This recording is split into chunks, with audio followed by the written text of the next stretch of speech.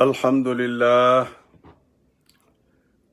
لله رب العالمين والصلاة والسلام على سيد المرسلين وعلى آله وأصحابه الطاهرين أجمعين أما بعد فأعوذ بالله من الشيطان الرجيم بسم الله الرحمن الرحيم إن الله وملائكته يصلون على النبي يا أيها الذين آمنوا صلوا عليه وسلموا تسليما اللهم صل على سيدنا محمد وعلى آل سيدنا محمد وبارك وسلم الصلاة والسلام عليك يا سيدي يا رسول الله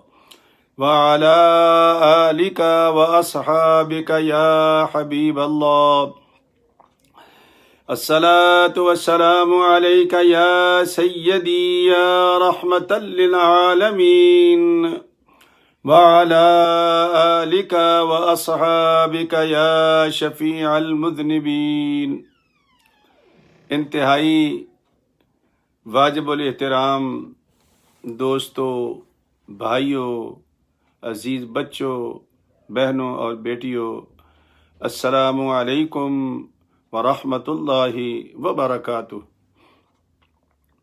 الحمدللہ آج اللہ تعالیٰ کے فضل و کرم سے ہمارے 11 روزے مکمل ہو گئے۔ اس بات پہ ہم اللہ کا شکر ادا کرتے ہیں کہ اللہ پاک نے ہمیں توفیق بخشی کہ ہم نے روزے رکھے، اس کے فضل سے دن گزارا اور اس کے دیے ہوئے رزق سے ہم روزہ افطار کرتے ہیں اور پھر کھانا کھا کر آپ کے سامنے حاضر ہو جاتے ہیں۔ میں جب آ رہا تھا تو راستے میں کسی صاحب نے کوئی سوال کیا ہے، کسی سے تو بچے پوچھ لیتے ہیں کہ جی جب ہم روزہ رکھتے ہیں تو کہتے وَبِصَوْمٍ غَدٍ نَوَيْتُ مِنْ شَهْرِ رمضان، کل کے روزے کی نیت کرتا ہوں۔ حالانکہ ہمیں تو آج کے روزے کی نیت کرنی چاہیے۔ یہ کچھ سوال کامن سینس کے ہوتے ہیں، فقہ سے ان کا کوئی تعلق نہیں ہوتا، اور جو لوگ اپنی کامن سینس استعمال نہیں کرتے، چھٹی حیثیت سے کہتے ہیں، وہ ہمیشہ غلطان رہتے ہیں۔ تو جس نے بھی یہ سوال کیا ہے وہ بھی کوئی غلطان ہی نظر آتا ہے مجھے۔ دیکھو بھائی، ہم روزہ رات میں رکھتے ہیں، اس وقت سحری کا ٹائم ہوتا ہے، سورج نہیں نکلا، ابھی دن نہیں ہوا، تو روزہ تو دن کا ہوتا ہے، رات کا تو نہیں ہوتا۔ تو ہم کیا کرتے ہیں؟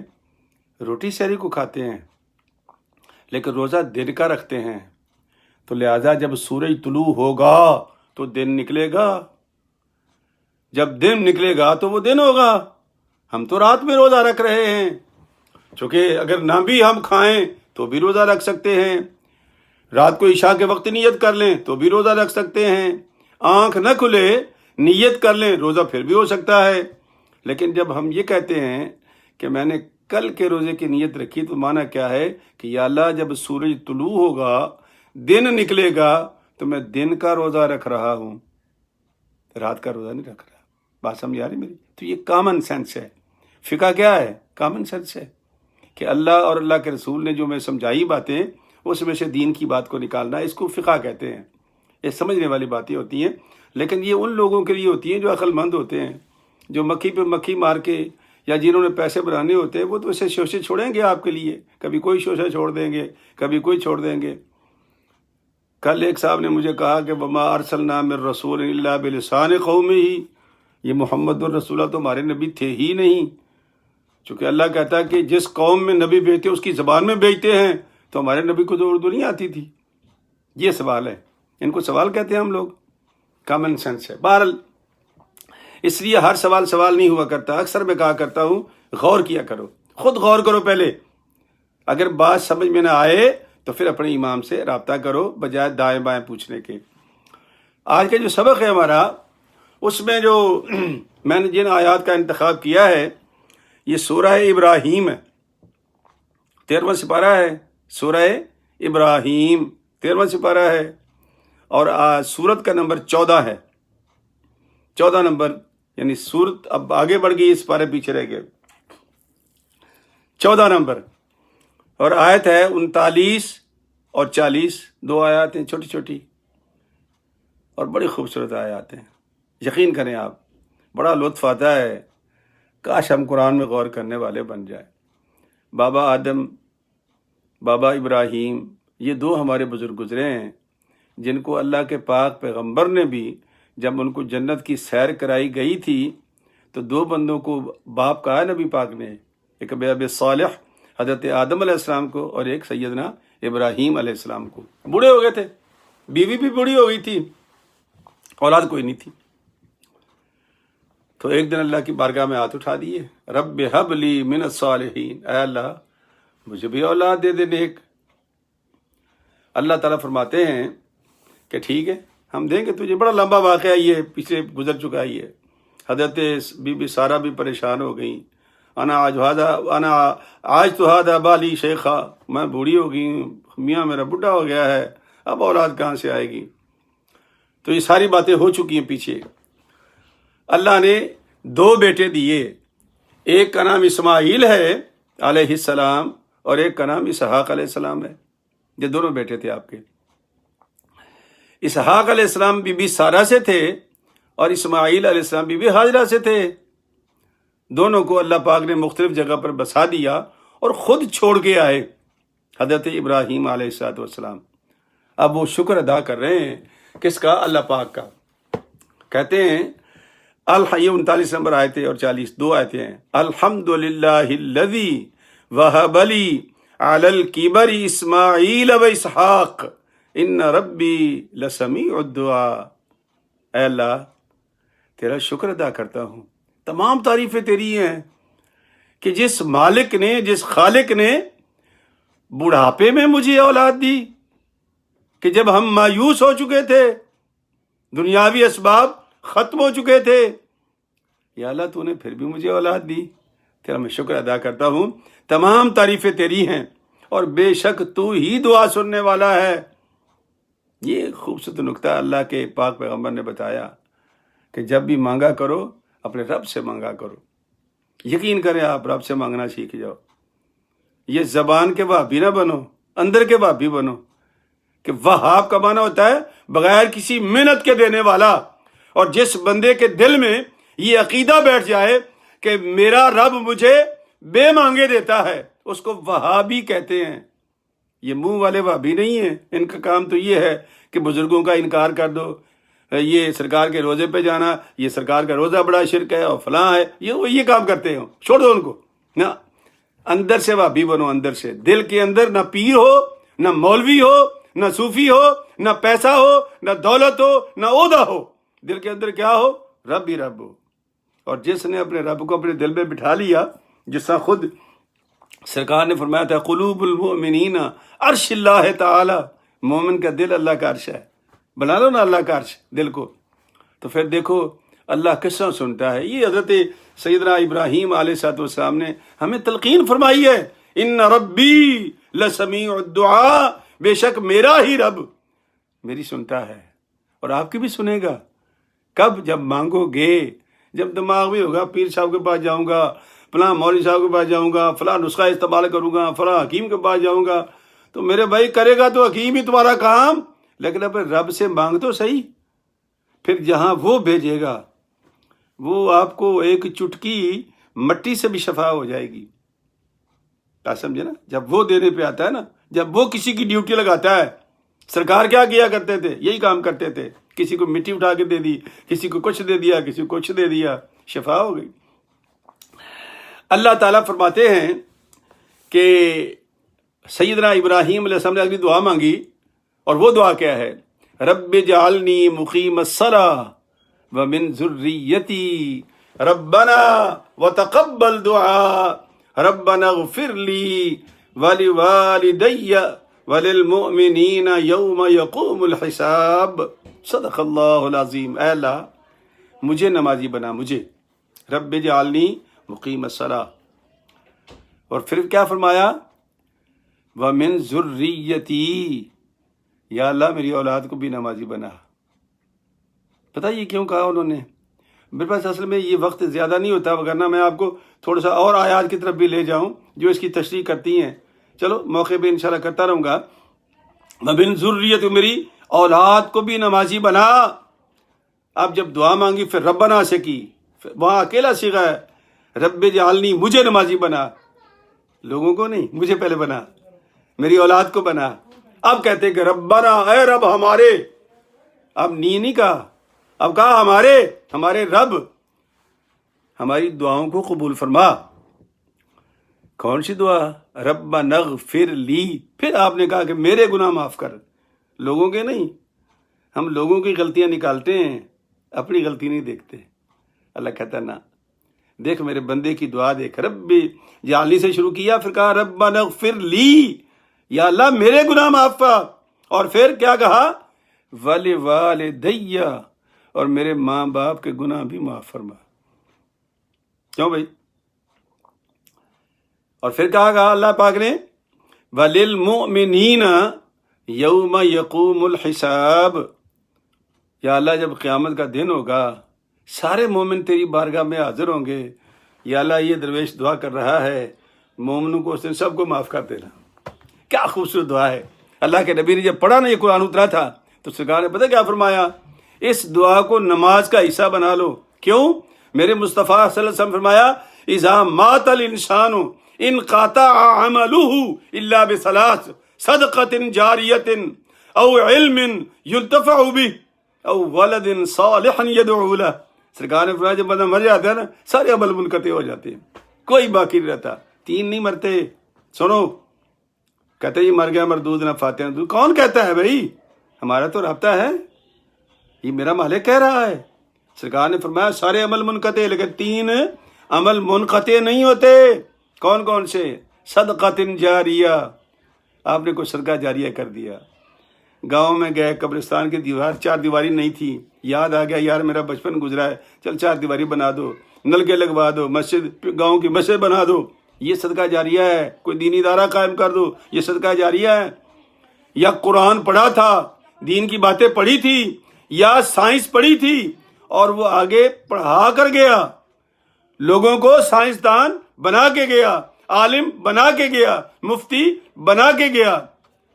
یہ علم جو پڑھا کے گیا، جب تک وہ پڑھاتا رہے گا، آگے چلتا رہے گا، اس کے خزانے میں کریڈٹ جمع ہوتا رہے گا.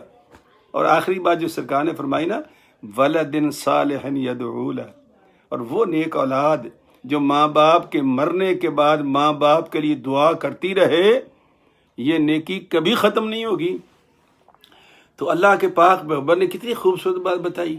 فرمایا تم نماز میں پڑھا کرو، اگر تمہیں نہ یاد رہے، باتوں میں، کاموں میں، بزنس میں مصروف ہو گئے، ماں باپ کے لیے دعا نہیں کر سکے ہاتھ اٹھا کے، نماز پڑھ لو. نماز پڑھو گے آٹومیٹکلی تمہارے باپ ماں کے لیے دعا ہو جائے گی، ماں باپ کے لیے. ربنا اغفر لی ولوالدی، یا اللہ میرے ماں باپ کے گناہ معاف کر دے. دعا تو ہوگی نا. لیکن یہ کب ہوئی ہے؟ جب آپ نے نماز پڑھی. نہ یاد رہا، سال کے بعد بھی یاد نہ رہا، کوئی بات نہیں، لیکن نماز پڑھ. اور جب بھی نماز پڑھے گا تو یہ دعا پڑھے گا، اور جب بھی دعا پڑھے گا تیرے ماں باپ کے لیے دعا ہو جائے گی. کیا خوبصورت دعا اللہ کے پاک پیغمبر نے ہمیں نماز پڑھنے کے لیے بتائی ہے. تو اس کو عادت بنا لو نماز کو.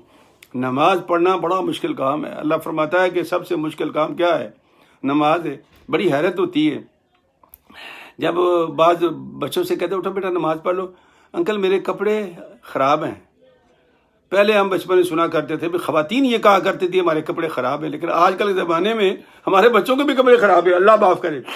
نہیں بھائی، عادت بناؤ ان کی، ان کو نماز سکھاؤ، تاکہ یہ جب بھی ہم دنیا چھوڑ کر جائیں تو یہ ہمارے لیے دعا کرنے والے بن جائیں. کتنی خوبصورت بات ہے یہ کہ نماز پڑھنے سے انسان کو کیا ہوتا ہے بھائی؟ ثواب ملتا رہتا ہے. ماں باپ کے لیے نہ بھی دعا کرے تو دعا ہو جاتی ہے. اچھا، اب چونکہ وقت تیزی سے گزر رہا ہے، اب اگلی آیات جو ہیں وہ ہیں سورۃ نحل کی اور نحل کا نمبر ہے 16. سورت کا نمبر 16. یہ سورت نکالنے میں آسانی رہتی ہے. 16 نمبر ہے اور آیات ہیں 66 اور 67، 68 اور 69. 4 تقریباً یہ آیات ہیں، چھوٹی چھوٹی آیات ہیں لیکن بڑی کام کی آیات ہیں۔ اس میں اللہ تعالیٰ نے اپنی قدرتوں کا اظہار بتایا کہ میری قدرت کام کیا کرتی ہے۔ ہم لوگ پوچھتے ہیں نا ہم سے، آپ سے بھی پوچھتے ہوں گے، او یار کیا ہوا ہے، وہ میں نے یوں کیا تو یوں ہو گیا، میں نے یہ کیا تو یوں ہو گیا۔ وہ تمہاری یوں یہاں کرنے سے کچھ نہیں ہوتا۔ اللہ کہتا آج تجھ کو بتاؤں کہ میں تیرے لیے کیا کرتا ہوں۔ ارشاد ربانی ہے وَإِنَّ لَكُمْ فِي الْأَنْعَامِ لَعِبْرَةً نُسْقِيكُمْ مِمَّا فِي بُطُونِهِ مِنْ بَيْنِ فَرْثٍ وَدَمٍ لَبَنًا خَالِصًا سَائِغًا لِلشَّارِبِينَ۔ اللہ فرماتا ہے میرے بندے کبھی غور کیا تو نے، جب جانور کو تو چارہ کھلاتا ہے تو چارہ تو معدے میں جاتا ہے۔ اب معدہ جو ہے، اب اس کے اندر جو میں نے مشین لگائی ہے جانور کے معدے میں، وہ کیا کرتی ہے، وہ اس کو گرائنڈ کرتی ہے، گرائنڈ کر کے اب کیا کرتا ہے کہ خون کو ایک طرف بھیج دیتا ہے جگر کی طرف، وہ آگے چلا دیتا ہے، دودھ کو ادھر بھیج دیتا ہے اور گوبر نیچے بیٹھ جاتا ہے۔ لیکن حیرت کی بات یہ ہے، اللہ فرماتا ہے، جو فرمانے والی بات ہے، اللہ کہتا ہے کبھی غور کیا ہے کہ گوبر اور خون کے درمیان سے دودھ نکلتا ہے؟ کبھی خون کی آمیزش ہوئی ہو یا گوبر کی بدبو آئی ہو؟ دودھ پیتے ہو تمہاری طبیعت خوش ہو جاتی ہے، لیکن کبھی سوچا بھی ہے کہ یہ دودھ میں نے کیسے نکالا ہے؟ خون اور گوبر کے درمیان سے مجال ہے کہ خون اپنی آمیزش دے دے اور مجال ہے گوبر اپنی بدبو دے دے۔ نہیں ہمت ان کی، کیوں؟ یہ میرا نظام ہے اور یہ میں نے تیرے لیے نشانیاں رکھی ہیں، عبرت نشانیاں رکھی تیرے لیے کہ تو غور کرے کہ میرا مالک میرے لیے کیا کرتا ہے۔ اور پھر فرمایا، یہ 3-4 آیات ہیں، میں اپنے حساب سے آگے چلتا ہوں تھوڑا سا، یہ آپ خود ترجمہ اس کا پڑھنا، اگلی آیت پڑھتا ہوں۔ وَأَوْحَى رَبُّكَ إِلَى النَّحْلِ یہ سورت کا نام بھی نحل ہے، أَنِ اتَّخِذِي مِنَ الْجِبَالِ بُيُوتًا وَمِنَ الشَّجَرِ وَمِمَّا يَعْرِشُونَ ثُمَّ كُلِي مِن كُلِّ الثَّمَرَاتِ فَاسْلُكِي سُبُلَ رَبِّكِ ذُلُلًا يخرج من بطونها شراب مختلف الوان فيه شفاء للناس ان في ذلك لآية لقوم يتفكرون۔ صدق اللہ العظیم۔ اللہ اکبر۔ اللہ فرماتا ہے مکھی دیکھی کبھی تم نے شہد کی؟ میں نے اس کو الہام کیا، مکھی کو میں نے الہام کیا، اوحا، اس کے دل میں بات ڈالی، ایسا کر کہ تو اڑ جا، پہاڑوں پہ چلی جا، درختوں پہ چلی جا، یہ جو انگوروں کے گچھے لگے ہوتے ہیں اس میں جو چھت بنی ہوتی ہے، چھت کے نیچے چلی جا، شاخوں پہ چلی جا اور جا کر شہد بنانا شروع کر دے۔ اچھا، ان کے ہاں بھی مفسرین لکھتے ہیں کہ وہ جو ان کا بادشاہ یا ملکہ ہوتی ہے اس کا نام یعصوب ہے، جہاں وہ جائے گی یا جائے گا یہ سارے اس کے پیچھے بھنڈار جائے گا۔ یہ بڑا ترتیب کے ساتھ یہ لوگ چلتے ہیں۔ اللہ فرماتے ہیں کہ میں نے اس سے کہا، یہ سننے والی بات ہے، کہ تو مختلف جگہ پر گھر بنا، پھر تو نکل جا، تو پھولوں پہ بیٹھ، تو درختوں پہ بیٹھ، تو پتوں پہ بیٹھ اور ان کا رنگ چوس، ان کا رنگ چوس، ان کا رس چوس ان کا، اور جب تو واپس آ تو واپس آ کے پتہ ہے کیا کرنا ہے؟ جب چھتے پہ بیٹھے گی، چھتے میں وہ آ جائے گا، اب وہ جو جسے گوبر کہتے ہیں ہم لوگ، جسے ہم پخانہ کہتے ہیں، اللہ کہتا ہے وہ تیرا پخانہ نہیں ہوگا، تیرے پیٹ سے جو نکلے گا فیہ شفاء للناس، اس میں سے شفا نکلے گی۔ گوبر نکلنا چاہیے نا، غلط چیزیں نکلنی چاہیے پیٹ سے۔ ہم تو انسان ہیں، حضرت انسان ہیں، ہمارے پاس پخانہ آتا تو اتنی بدبو آتی کہ دیکھ نہیں سکتے، لیکن مالک کے قربان جاؤں اس کا پخانہ شفا ہے۔ یہ کہ اللہ کہتا ہے لِقَوْمٍ يَتَفَكَّرُونَ، یہ فکر کرنے والوں کے لیے باتیں ہیں، جو حالات کے لیے نہیں ہیں۔ نبی کریم صلی اللہ علیہ وسلم کے پاس ایک صحابی آیا، کہا یا رسول اللہ میرے بھائی کو پیچش لگ گئے ہیں۔ سرکار نے فرمایا جاؤ اس کو شہد پلا دو۔ تو گیا، شہد پلا دیا اس نے، دوسرے دن پھر واپس آ گیا، یا رسول اللہ شہد تو پلایا ہے لیکن بھائی کو آرام نہیں آیا. پتہ ہے سرکار نے کیا کہا؟ سرکار نے فرمایا میرے رب کا قرآن سچا ہے، تیرے بھائی کا پیٹ جھوٹا ہے، جا پھر آج پلا اس کو. سرکار دو عالم نے پھر بھیجا اس کو. اسے جا کر دوبارہ جب شہد پلایا تو تیسرے دن واپس آیا کہ یا رسول اللہ کمال ہو گیا، بالکل درد ٹھیک ہوگی، پیچز ختم ہو گئے. سرکار نے فرمایا اللہ کی باتیں سچی ہیں، ہم لوگ جھوٹے ہیں، ہمارے اعضاء جھوٹے ہیں، ہمارے پیٹ جھوٹ بولتے ہیں. تو میرے بھائی اللہ کیا فرماتا ہے؟ سب آخری بات ہے، سننے والی بات ہے، یہ سماعت کرنے والی بات ہے. تو فرمایا کہ یہ پھر شاید میٹھا کیسے ہو جاتا ہے؟ بھئی ایک پھل پہ بیٹھی، چوس لیا اس نے، کوئی میٹھا ہوگا. یہ جو پھول ہیں، پھول تو پھیکے ہوتے ہیں. یہ درختوں کے پتوں پہ بیٹھتی ہے، پتوں کا رس چوستی ہے، وہ تو پھیکے ہوتے ہیں. تو پھر اتنا میٹھا کیوں ہو جاتا ہے؟ پھر اللہ پاک نے اس میں یہ بھی بتایا ہے کہ رنگ بھی مختلف پیدا کرتا ہوں، کوئی پیلا ہوتا ہے، کوئی زرد ہوتا ہے، کوئی لال ہوتا ہے، ہاں جی، کوئی سرخ ہوتا ہے. وہ کیوں ہوتے ہیں؟ فرمایا یہ میرے حکم سے ہوتے ہیں.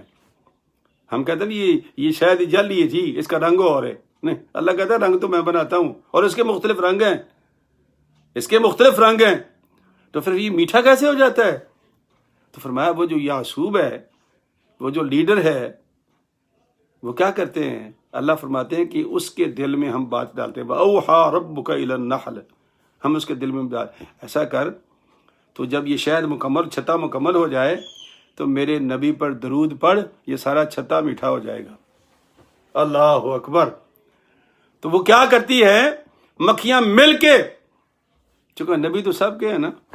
وہ پاگل اونٹ سرکار کے پاس لوگ آئے، کہا یا رسول اللہ اونٹ پاگل ہو گیا، ہم نے اس کو بند کر دیا ہے اور وہ بڑا مار رہا ہے، جس کوئی بندہ اس کے نزدیک نہیں جا رہا، یا تو قابو نہیں آ رہا. سرکار نے فرمایا چلو میں چلتا ہوں. ان کہ یا رسول اللہ آپ نہ جائیں، وہ پاگل ہو چکا ہے. سرکار نے فرمایا اچھا چلو دیکھ لیتے ہیں، چل کے پاگل ہو گیا تو دیکھ لیتے ہیں. سرکار تشریف لے گئے، دروازہ کھولنے لگے تو صحابہ نے پکڑ لیا، یا رسول اللہ وحشی ہے، نقصان پہنچائے گا، آپ میں چھوڑ دو مجھے. آپ اندر تشریف لے گئے، اس کی گردن پہ ہاتھ رکھا اور وہ سجدہ ریز ہو گیا، نبی کے قدموں پر سجدہ ریز ہو گیا. جب سجدہ ریز ہو گیا تو اپنے کان سے پکڑ کے اٹھایا، اس کو کہا بھائی کیا ہوا تمہیں؟ تو خیر اس نے جو بھی شکایت کی لمبا واقعہ ہے. تو میں یہ کہہ رہا ہوں کہ اللہ کے پاک پیغمبر کو ہر شے نبی مانتی تھی. نہیں مانتے تو ہم مسلمان نہیں مانتے. کبھی کوئی مرزا صاحب پیدا ہو جاتے ہیں، کبھی قادیانی پیدا ہو جاتے ہیں، کبھی انجینئر پیدا ہو جاتے ہیں اور وہ انجینئرنگ کرتے ہیں دین کی. اللہ اکبر. نہ کیا کرو. سرکار دو عالم صلی اللہ علیہ وسلم کو ماننے میں اور ان کی محبت ہی ہمارا دین ہے. یاد رکھو اگر ہم نے یہ چیز لوز کر دی، یہ ہم نے ضائع کر دی، تو ہمارے پاس کچھ نہیں رہے گا، ہم تو خالی آتے ہیں. اللہ فرماتا ہے وَمِنَ النَّاسِ مَن يَقُولُ آمَنَّا بِاللَّهِ وَبِالْيَوْمِ الْآخِرِ وَمَا هُمْ بِمُؤْمِنِينَ. بڑے بندے ہیں کہتے ہیں جی ہم اللہ پہ ایمان لے آئے ہیں، اور جی ہم نے قیامت کو مان لیا ہے، نبی کو نہ مانا تو کیا ہوا؟ اللہ کہتا ہے تم مومن ہو ہی نہیں. نبی کا نام ماننا ہی تو ایمان ہے. اگر اس پر ایمان نہیں تو پھر تم کس کسی مومن ہو؟ تم کہاں کے مومن ہو؟ تم مومن ہو ہی نہیں. تو میرے دوستو، مکھی کون سی؟ شہد کی مکھی جب سارا شتھا اکٹھا کر لیتی ہے تو کیا کرتی ہے؟ سرکار دو عالم پر درود پڑتی ہے، اور وہ جو مختلف پھولوں کے، پھلوں کے، پتوں کے رس چوسے ہوئے ہیں اللہ ان کو میٹھا کر دیتا ہے. اگر درود پڑھنے سے شہد میٹھا ہو سکتا ہے تو ہمارا ایمان کیوں نہیں میٹھا ہو سکتا؟ اس لیے ہمارے بعد درویش پتہ کیا کرتے ہیں؟ میٹھی میٹھی باتیں، میٹھے میٹھے درویش، اور یہ سارا کیوں میٹھا کہتے ہیں؟ یہ ہے ہی کام میٹھا. تو اللہ تعالیٰ بھی ہمیں عمل کی توفیق دے. میرا ایک نمازی ہے، ساتھی بھی ہے، اور بڑا پیارا، جب میں نے المدنی مسجد قائم کی تھی تو وہ آتا تھا بیچارہ، 2 گھنٹے صفائی کرتا تھا، میں بھی ساتھ ہوتا تھا. پھر اللہ پاک نے اسے آباد کر دیا، اب تو ضرورت نہیں ہے، لیکن اس زمانے میں وہ میرا ساتھی ہوتا تھا. اس کا نام تاثیر ہے. آج اس کی مجھے کال آئی جب میں درس کے لیے آنے والا تھا. کہا استاد جی بات سنیں، یہ آپ کبھی کبھی کہہ دیتے ہیں جی میں بوڑھا ہو گیا ہوں، آج کے بعد بوڑھا نہیں کہنا، میں ناراض ہو جاؤں گا.